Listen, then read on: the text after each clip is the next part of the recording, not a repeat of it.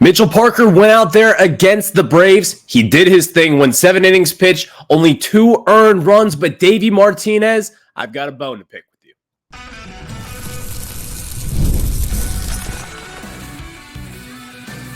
You are Locked On Nationals, your daily Washington Nationals podcast, part of the Locked On Podcast Network, your team every day.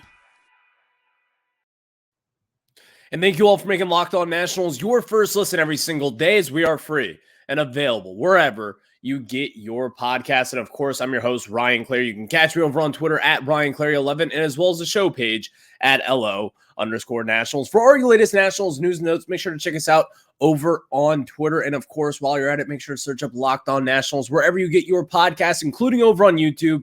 Hit that subscriber button for me. Drop a thumbs up or a thumbs down, or maybe don't subscribe. That is your prerogative. Whatever you want to do, I am happy with that. Later on in today's show, we'll be discussing the Braves and the Nats this weekend, as you got a couple pretty decent pitching matchups. You got DJ Hurst making his second start against Max Fried in the Atlanta Braves on Sunday. That'll be a very tough one. We'll have that preview for you in the third and final segment of today's show. Second segment, it is a Friday, so this is a Nats Stock Report Friday. Who's been hot, who's been not, who's been up, and who's been down. We'll have your latest of Nationals prospects report and just give you a little bit of a taste. You've got Dylan Cruz. You've got Victor Hurtado, a 17-year-old down in the DSL. You've got Andrew Pinckney, Jackson Rutledge, and Robert Hassel. Those are your tastes right there, and you'll have that full segment breakdown in the second segment of today's show. But we start off with talking about Mitchell Parker and as well as Davey Martinez. I've got a little bit of a bone to pick with old Davey Martinez. But today's episode is brought to you by PrizePicks, and the easiest and most exciting way to get to play daily fantasy sports. Go to prizepicks.com/LockedOnMLB and use code all lowercase LockedOnMLB for a first deposit match up to $100. Again, that is code LockedOnMLB, all lowercase. So, Davey Martinez, just take the back seat for now. I'll discuss you a little bit later on this segment. Let's start off with some good. Mitchell Parker, yet again, another quality start. 7 innings pitched, 3 hits, 2 earned runs, 2 strikeouts, 0 walks, which is, again, the most important thing about Mitchell Parker. What has kind of kept down Mitchell Parker, not in the majors this year, he has been pretty dominant from day one. Mitchell Parker, though, going back over his last few seasons with the Nationals, he has struck out a lot of players. His strikeouts per 9 was very high. 2 years ago, led the organization in strikeouts per innings pitched. But more importantly, he was walking a ton of batters. Something has clicked for Mitchell Parker where, and I don't know what this is, to be honest. I don't know if this is Sean Doolittle and we just kind of tip the cap to him because it's easy to give Sean Doolittle credit considering that he's been the new face in the pitching rotation here, and he has been the guy who is getting a lot of credit at this point. Yeah, you could probably, tip the cap to Sean Doolittle and what he has done, but Mitchell Parker, I can't say this enough. At this point in time, there is no chance that Davey Martinez can pull him out of the rotation, and there is no chance that you could even option him at this point. If you were to take Mitchell Parker out of the rotation at this point with Josiah Gray coming back, with Trevor Williams coming back, I think this fan base would riot, and I think there would be a pretty damn good reason to riot, by the way. The way that Mitchell Parker has pitched, this is a seasoned vet at this point. The way that he has pitched every 5 days, going out there, taking the ball, and pitching really damn well, I mean, you can't really just make this up. No one saw this coming. And again, he did it against the Atlanta Braves yet again. He's done it against the Dodgers, the Astros, the Braves now twice. Mitchell Parker is here, and he is here to stay. This is not someone that you just kind of slap around and say, oh, he'll be back down in AAA. He'll land back on earth. No, we're beyond that point. The way that Mitchell Parker pitches, he's pitching like an ace. I mean, seriously. 24 years old, a 5th-round pick back in 2020 out of a JUCO. Mitchell Parker and the Washington Nationals, you have developed an arm. This is not someone that we're just going to say, yeah, he'll be fine, but he'll be gone once you sign a free agent, whether it's Corbin Burns, maybe. I don't know. Name that free agent starting pitcher. Oh, he'll replace Mitchell Parker. No. This is an arm that the Nationals have developed. And that is one of the main things with the Nationals and what they have struggled with over the years. Now you've got Jake Irvin. You've got DJ Hers, who looked pretty solid in his debut as well, going 4 innings pitched there. You've got Mitchell Parker, Jake Irvin, all the different guys who have come up through the system now. And you could talk about Mackenzie Gore. I don't really consider the Nationals developing him, but still, he's also a really damn good pitcher under Sean Doolittle and Jim Hickey's pitching staff. The Nationals, they've got a lot of issues. We know that. We know that from the top to the bottom. You've got offensive issues. You still don't hit for power. You've seen all the stats of the Nationals hitting all these singles and really not doing any damage whatsoever as far as extra base hits goes. And that is why this offense continues to struggle at this point in the season. But even beyond all of that, you can now rely on these starting pitchers, and Mitchell Parker is at the forefront of this. You can now rely on Mitchell Parker to go out there every 5 days and take the mound, throw strikes, and continue to let your team stay in the ball game. That is what it is like at this point. And again, he was pulled yesterday after 7 innings pitched. Davey Martinez, it's now your time. Take a seat. Let's talk about this. After 7 innings pitched of Mitchell Parker having 3-hit baseball through 7 innings pitched, and by the way, had a perfect game up at some point as well in the middle of this, Mitchell Parker was rolling, absolutely rolling. He let that 2-run home run slip away from Adam Duvall, but other than that, Mitchell Parker was dominant. He was dominant again, 75 pitches, or 71, my apologies, 71 pitches. Davey Martinez decides to pull him. Now listen, I understand you're going up against a lethal Atlanta Braves offense, and this is still a young guy that you want to protect. But Mitchell Parker has proven every step of the way that he can continue to take on a workload and do something with it. Give the bullpen a rest, because guess what you did? You brought out Hunter Harvey, and Hunter Harvey blew the game. This is a track record now with Davey Martinez. This is a big, long track record with him. People complain about how he utilizes the bullpen, and listen, there have been a lot of issues with Davey Martinez in the way that he utilizes the bullpen, pulls starters a little bit too early, sometimes pulls them too late. You've seen it. We've seen it all from Davey Martinez. Now, I don't think he's a terrible manager like a lot of people out there think. I think he's a fine manager. I think he's decent. But now at this point, with the way that you are handling your young pitchers, let Mitchell Parker go. 71 pitches in 7 innings pitched. I mean, what are we doing? Yeah, you maybe don't want to see him go through the 3rd time of the order here. Yeah, I understand that part. But still, he's rolling. You're going to have to let these kids learn. Let them get out of their own jam. Because when you do this and have Hunter Harvey come in, which, by the way, Hunter Harvey is a very solid setup guy, and have him start in the 8th inning, yeah, that's a pretty good decision. That's the decision that some people like Kevin Franson on the broadcast last night, he had no problem with it. But as we saw, Hunter Harvey came in and blew the game. He allowed 3 earned runs, a home run as well, to let the game open. And the Nationals lost. So that is on Davey Martinez, in my opinion. And again, if this wasn't a track record issue, I would have no problem with it. I would be like, listen, you're going to your setup guy in the 8th inning. This is a young pitcher. But still, at this point in time, Mitchell Parker has proven that he doesn't pitch just like a young pitcher. Yeah, you want to protect him. You don't want to have his pitch count go sky high, but he's at 71 pitches. Through 7 innings pitch, he's averaging 10 pitches per inning. What are we doing here? That is something that I can't really get behind with Davey Martinez. That is something where I can look at him and say, you're the reason why we lost that game, in my opinion. If you let Mitchell Parker out there going through the 3rd time of the order and he gets rocked around, shame on me. I want to see that outcome, though. I want to see what he can do with a little bit of adversity. He hasn't really faced all that much adversity, by the way. The only adversity that he has faced all year is this offense not producing runs when he's up at the plate or when he's up on the mill. Now, with Davey Martinez, though, again, if it wasn't for the track record, and we all know that this has been an issue, Jake Irvin last year, Josiah Gray the last few years as well.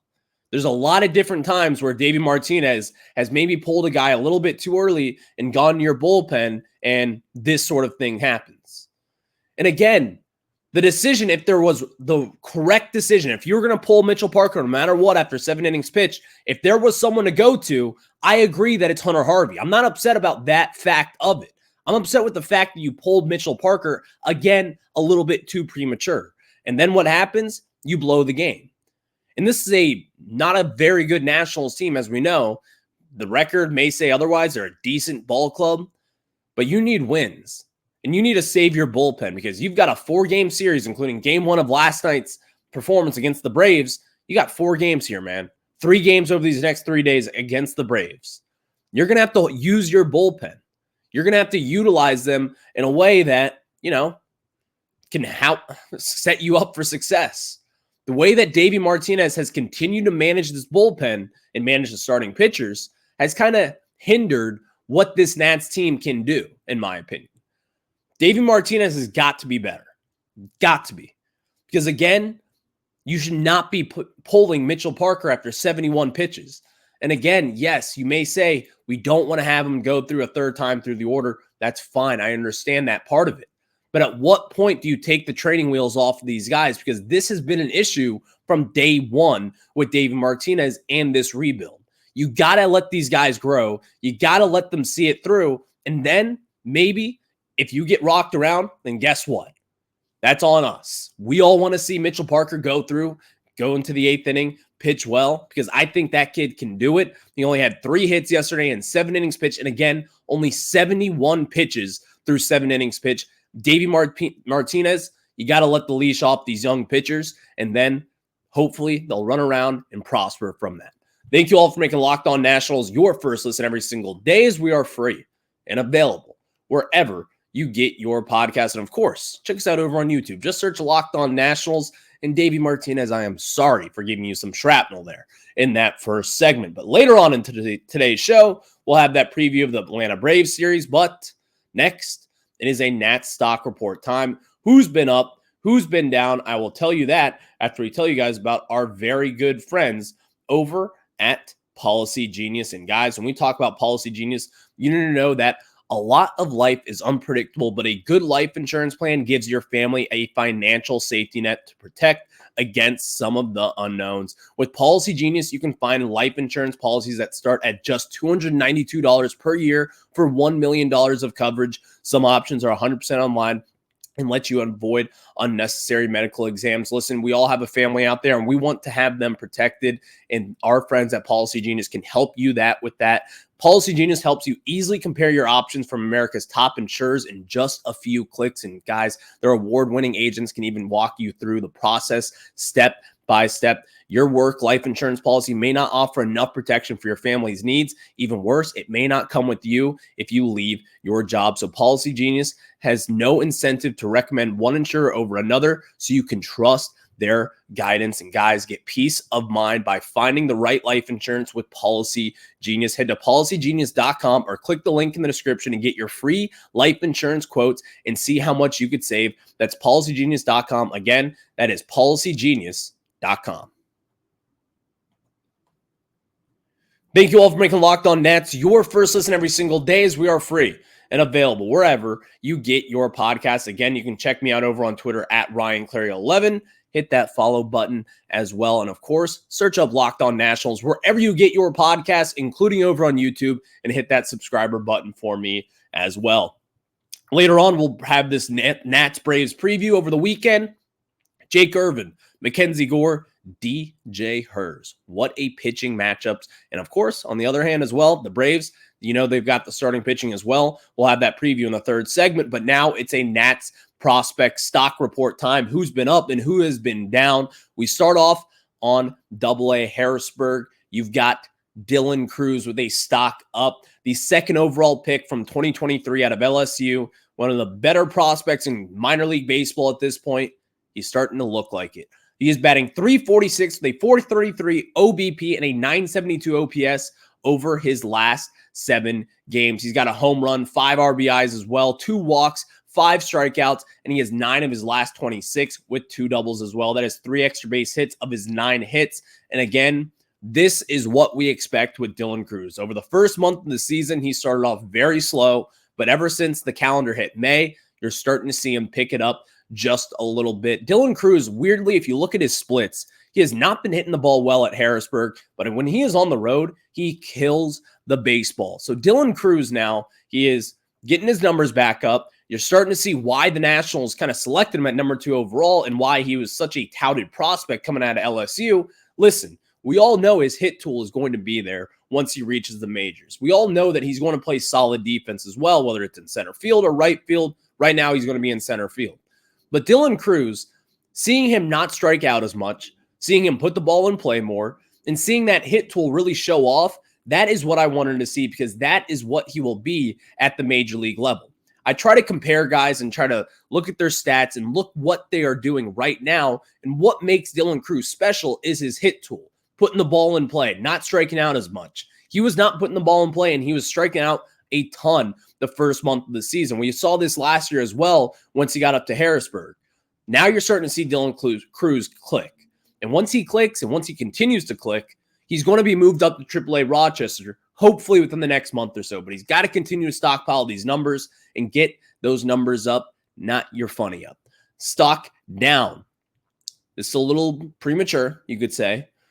17-year-old, number 13 prospect in the national system, according to MLB.com, Victor Hurtado.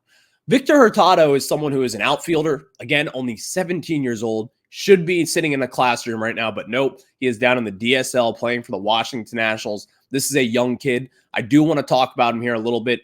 It's only through 3 games. He is 0 for 11 with 5 strikeouts. But what you can expect from Victor Hurtado is a little bit of power. He's got a 55 grade power over on MLB.com, a 50 grade hit tool. He's a pretty lengthy, toolsy outfielder that the Nationals are very high on. He was one of the top prospects of this last year's international signing class.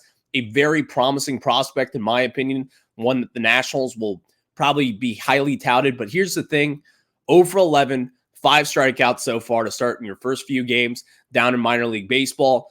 It's not great. You don't want to see this because, again, not everyone can be Juan Soto. Not everyone can be named that big-time prospect who comes up and flies through the system, whether it's Ethan Salas from the San Diego Padres, has already made his way into a top 10 prospect in all of baseball at this point.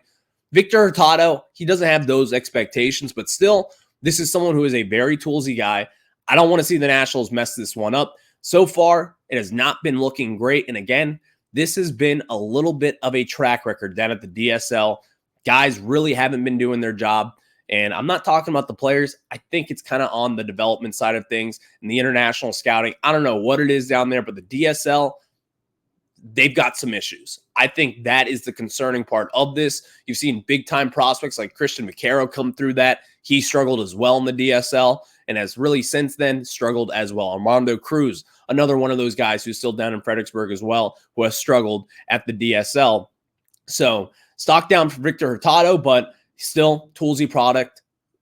I would not be concerned at all at this point with Hurtado, but I am a little concerned with the development down in the DSL.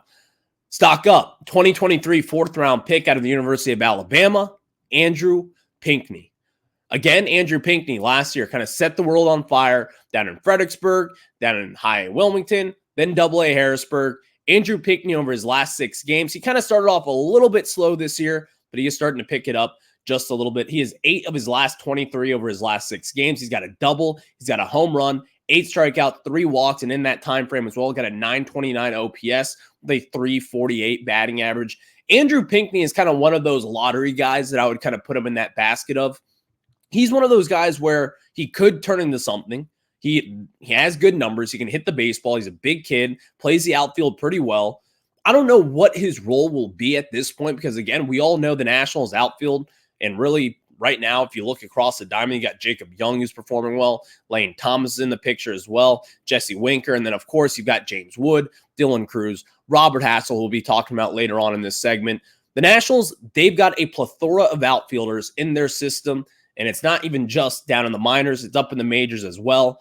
I don't know where really he fits in this. I don't know what his role will be. I don't know what the expectations are within the national system, but still, he's been really good. He's been killing the baseball. That's just what you want to see. And again, you can never have too many prospects at one position. That is the best problem that any organization can have. Maybe he's going to be trade bait someday. Maybe he plays a key role for this Nationals team in a year or two. We don't know at this point, but he has been ripping the cover off the baseball just like he was doing last year. So it's good to see Andrew Pinckney kind of get back in the fold of things as he started off real slow this year. but it looks like he's starting to pick it up just a little bit.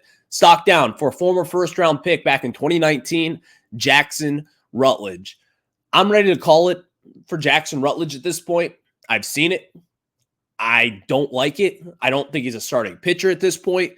Over his last 4 starts in 19 2/3 innings pitched, he's given up 26 hits, 14 earned runs. He's got a 325 batting average against and a 429 batting average on balls in play.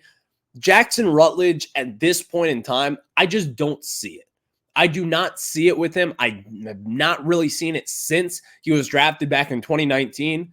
That 2020 season where he missed the entire season as well as the rest of the minor league prospects, I just have to see things in order to believe it.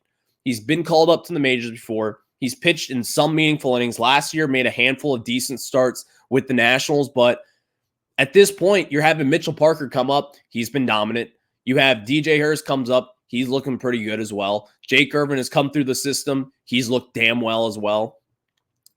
So at this point, I don't know where it fits for Jackson Rutledge. And then again, you have Josiah Gray coming back. You've got Cade Cavalli, who's going to be in the majors hopefully sometime here soon. So I don't know what the Nationals can do at this point, but at this point in time, I'd probably think that he's going to be a bullpen guy, throw him in there in games, and hopefully see the best. But at this point, Jackson Rutledge, stock down for him, the former first-round pick. Another former first-round pick, stock up for Robert Hassel III. Robert Hassel III, I don't know if people have really been keeping an eye on him this year, but he has had these long on-base streaks, including the one that he has right now. Over his last 7 games, he's batting .300, a .382 OBP, a .433 slug, and an .816 OPS. Now, in a perfect world, if you look at that slash line there, that is where I expect kind of Robert Hassel to be, not just in the minors, but also in the majors. I don't think he's going to be someone who's going to have huge power. I don't think he's going to be someone who will be getting on base at a 400 or 40% clip. But this is where that you can kind of expect him to be. That is kind of the expectation for Robert Hassel. He's not going to be someone who will hit for a ton of power. He'll be kind of in the ballpark of a Dylan Cruz guy. So he's going to put the ball in play, not strike out as much, hit around 300, and play solid defense. That is kind of the dream for Robert Hassel right now. And over the last week, the dream, it's been living the real life. You could say that, to say the least. 1 home run, 3 RBIs over his last 7 games, only 4 strikeouts as well. And again, last year he struck out in nearly 40% of his at-bats. He has a sky-high strikeout rate last season. So to see him kind of land back down on earth, not strike out as much, that is what you want to see from one of your top prospects in the system. And again, the Nationals, they've got to be thrilled the way that he's been hitting the ball and getting on base so far this season. So stock up for Robert Hassel. He's got my attention, and I think he is finally starting to really kind of turn the page from a struggling last year. So we'll have to see what Robert Hassel does. But next, you got a preview of the Nats and the Braves over the course of this weekend. And of course, before we get to that, let me tell you guys about our very good friends over at PrizePicks. And guys, with PrizePicks, you can turn $10 into $1,000 in a single game watching your favorite sports this summer. And of course, you can make PrizePicks a lineup in as little as 60 seconds. You just need to pick more or less on 2 to 6 player stats, protections, and you're locked in. If you may not know what PrizePicks is, well, PrizePicks is America's #1 fantasy sports app. With more than 5 million members, it is the most fun, exciting way to get in on the action while you watch your favorite sports and players. You just pick more or less on 2 or more player stats for a shot to win up to 100 times your cash. And guys, if you're looking for promotions, PrizePicks has got you covered every week, from lowering select player stats projections on Tuesdays, which increases your chance of getting a win, to getting your entry fees back if you have a losing lineup on PrizePicks. And PrizePicks is America's #1 fantasy sports app with over 5 million active members. Get in on the daily action with your friends. Become part of the PrizePicks community today. And guys, I want to tell you guys about them, and all you have to do is download the app today and use code LOCKEDONMLB for a first deposit match up to $100. Again, download the app today, use code LOCKEDONMLB for a first deposit match up to $100. Again, the code is LOCKEDONMLB. And thank you all for making Locked On Nationals your first listen every single day, as we are free and available wherever you get your podcast. And as we have been saying, the Nationals, they dropped game 1 against the Atlanta Braves. Just last week, you took 3 of 4 in Atlanta. I was sky high. I thought the Nationals were going to turn it around, but they've kind of landed back down on earth since. They've had some struggles at the plate. The offense, there's really no offense at this point. You're hitting a ton of singles. That's not going to do much in today's game, but you've got a chance. Tonight, you got Chris Sale against Jake Irvin. It's going to be a beautiful night at the ballpark there, up in the Half Street area, Navy Yard area, whatever you want to call it, at Nats Park. Jake Irvin against Chris Sale. Chris Sale has kind of had a renaissance season this year, as you would expect. Once you get traded to the Braves, everyone kind of thought Chris Sale was done. They really didn't give up too much. They gave up one of their top prospects, former top prospects, Vaughn Grissom Jr., but he has been very good. Chris Sale seems to be back. This will be an interesting matchup. If you kind of look at guys that you want to see turn things around a little bit, I'm looking at Lane Thomas. Lane Thomas kills left-handed pitching, is known to hit home runs against left-handed pitching. He did that all of last season. I could expect that from him this year again. Get Lane Thomas aboard because, again, you got 2 lefties going over these next few games. If you're on FanDuel, maybe splash a little bit of cash on Lane Thomas to hit a home run in tonight's game or in Sunday's game, or why not both? You could do that. That's just my provocative. That's probably what I'll do. Not going to lie. Jake Irvin tonight, you got to feel good about this. Jake Irvin has gone out there, given quality starts basically every time that he has been out there. He's had some stinkers, but I like the way that Jake Irvin pitches on a Friday night. Nice night at the ballpark. The Nationals, their offense, they got to show up for Jake Irvin. Because, again, tomorrow night, you're going up against Charlie Morton, who you smacked around in Atlanta, and Mackenzie Gore is on the bump as well. I would like to see Mackenzie Gore go out there and shove. I think he could easily do that. Mackenzie Gore, again, has been one of the Nationals, if not the best pitcher all season long, besides Trevor Williams, obviously, who's on the shelf. But Mackenzie Gore, you have to feel good about him going out there no matter what team you're facing. I want to see Mackenzie Gore go out there, throw 100 pitches, and kind of what Max Scherzer did back in the day, just let the tank loose, let him get down to 0, throw 100 pitches, go through 7 innings pitch, get some strikeouts under your belt. Don't walk as many guys you have been here of recent, and let Mackenzie Gore do his thing. And then you have the left-handed pitching prospect, DJ Hers, going against Max Fried as well on Sunday. Again, DJ Hers, he looked good in his first start, in my opinion. He had some kind of mess-ups there, giving up. He struck out Pete Alonso, but again, you give up that big home run. That kind of was what let the floodgates open. He got 4 earned runs in those 4 innings pitched, but DJ Hers going up against the Atlanta Braves in your second start ever as a 23-year-old. I mean, first and foremost, if you saw his post-game press conference, you know. I mean, the kid, he lost the game, obviously, but he was just thrilled to be there. It was kind of refreshing to see a young face in there, was smiling. I mean, he lost the game. I mean, that's beyond the point, though. He looked good in his debut. I don't want to have that get lost in the sauce here. But you have DJ Hers. Maybe the kid has something that the Nationals just haven't had so far this season. So we'll see what DJ Hers can do against Max Fried. Again, someone who will always be in the Cy Young conversation, in my opinion. One of the best left-handed pitchers in all of baseball. So maybe the Nationals can jump on the board here and make some luck. You got to need it. You got to have it. So maybe Davey Martinez and the boys can riff one up for you and get a win. Thank you all for making Locked On Nats your first listen every single day, as we are free and available wherever you get your podcast. And of course, I will catch you guys on the flip side on a Monday show. Will the Nationals beat the Braves? There's only one way to find out, and that's to watch the Nationals all weekend long. I'll catch you on the flip side. Have a good one. Go Nats.